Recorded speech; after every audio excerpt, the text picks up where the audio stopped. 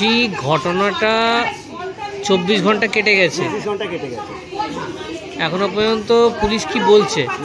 Police কি বলছে? Police বলছে ধৈর্য ধরো, ধৈর্য ধরো, ধৈর্য ধরো। কত ধৈর্য ধরবো?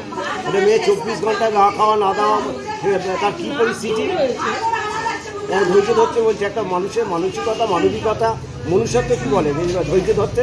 আচ্ছা, ছেলেটি যে মেরে ফেলেছে এই জিনিসটা জানলেন কোত্থেকে?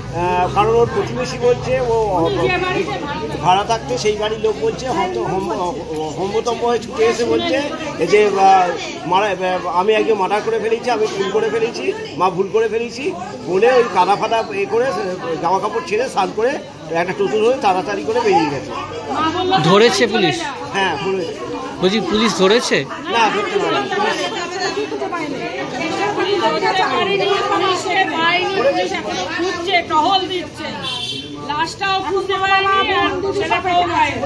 এদিকে ছেলের মা বাবা সবাই আছে, তাদের কাছে ফোন আছে, সবাই আছে। সেটা নয়, মেন কথা মাকে যদি পুলিশ চেপে ধরে তাহলে হবে, কিন্তু রাত্রিবেলা মা বাবা বার করে দিয়েছে ওকে। ওই ছেলেটি মার কাছে গিয়ে বলেছে যে মা আমি খুন করে এসেছি।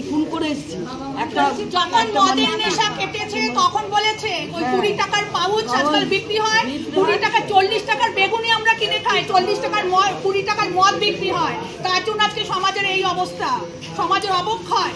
পুলিশ জানে না, ঘরে ঘরে আছে, পুলিশ সব জানে, পুলিশ সব জানে, আমরা 3টে থেকেই শুনতে পাচ্ছি, আমরা সব কিছু করছে না। পুলিশ তৃণমূলের দালাল, পুলিশ সরকারের দালাল। আমরা এর বিচার চাই, অবিলম্বে আমরা এর বিচার চাই। আমরা আর্থিকের মতো আর হতে দেব না। আমাদের এলাকার মেয়ে, আমরা মেয়েটাকে খুব ভালোবাসি, পরীকে আমাদের পাশে থাকে, পরী প্রতিবন্ধী মেয়ে, এইটুকু বলতে পারে না, এই মানবিকতা তার কাকার এই সরকার আর কাকার বাড়ি নিয়ে যাবে বলে, তাকে কাকার বাড়ি নিয়ে যাবে বলে তাকে ভালোবাসে খাবার লোক দেখায়। মুখ্যমন্ত্রী বলবেন সাজানো ঘটনা, ছোট ঘটনা, বা বলবেন মেয়েটা ওর সাথে অ্যাফেয়ার ছিল, এই সকলে ধামা চাপা দেওয়ার চেষ্টা করবে। কিন্তু আমরা এবার মানছি না, মানবো না।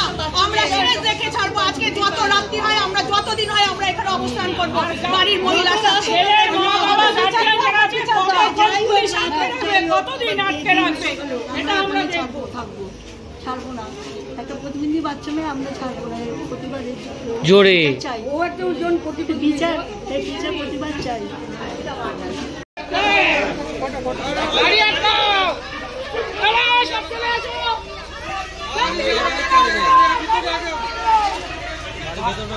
ভিতরে